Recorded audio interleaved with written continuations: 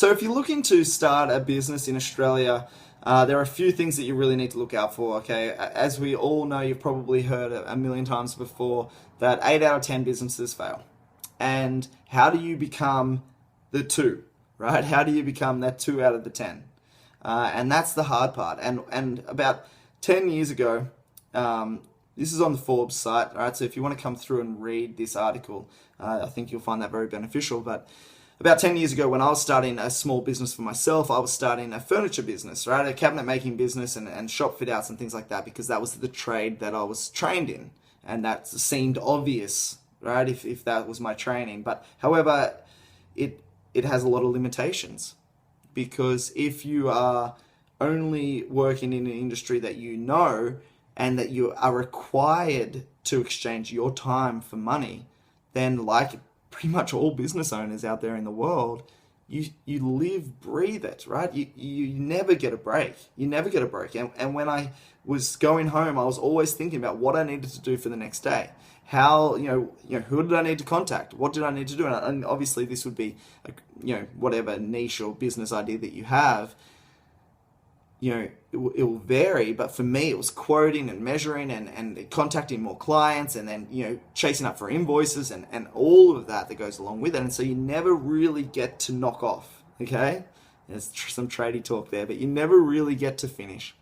And what I discovered was that there's got to be a better way. There has to be a better way to make some really, really good money, so that I can focus more on the things that I want to do, right? It's things that I'm passionate about, that I'm interested in, right? Maybe you want to start a non-for-profit organization. Maybe you just, you want to volunteer, and that's what I do, a lot of volunteering. However, you still are ambitious enough that you really, really want to make a lot of money, because you can see the benefits in our society to be wealthy. And I saw that. And so I went down a very sort of steep learning curve, a winding path to find success financially. And over the last few years, I've found a lot of success financially, enough to basically retire. And the reason that has happened for me is that I stood in front of a trend. Okay, I'm standing in front of a trend, and the trend is the internet, and the trend is, the global movement towards everything working online. And so if you're looking to start a business, you need to start an online business. Okay, there is no point starting a brick and mortar business these days. Everything's moving online. That is the trend. And if you want to make money, then you have to be on that trend. You've got to be riding that wave. And so my home-based business has yielded me huge, huge results, right? And it's something that anybody can do, right? That's what's so surprising about it. It's simple that anybody can do it. However, the way that we've been conditioned through all of our,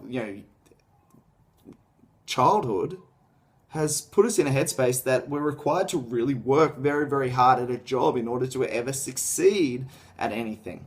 But now I can see that all you really need to do is change your mindset, and the sky's the limit with home-based business. You can reach millions and millions of people globally with the same idea that you could just contain in a small brick and mortar business. So look, that's my huge recommendation for you. It's served me incredibly well, and I'm going to leave a link beneath this video if you want to check out exactly what myself and my business partners are doing and how we have created so much success. But look, if you're going to start a business these days, you've got to make sure it's online, and I wish you great success with it.